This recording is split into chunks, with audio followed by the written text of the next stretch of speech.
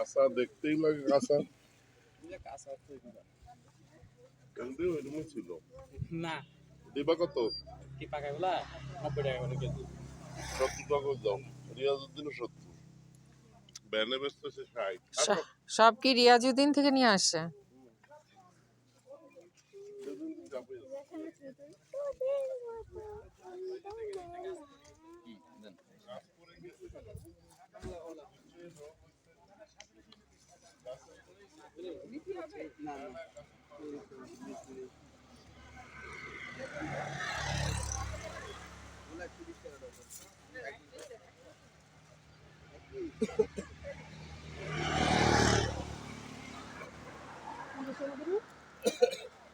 ষাট টাকা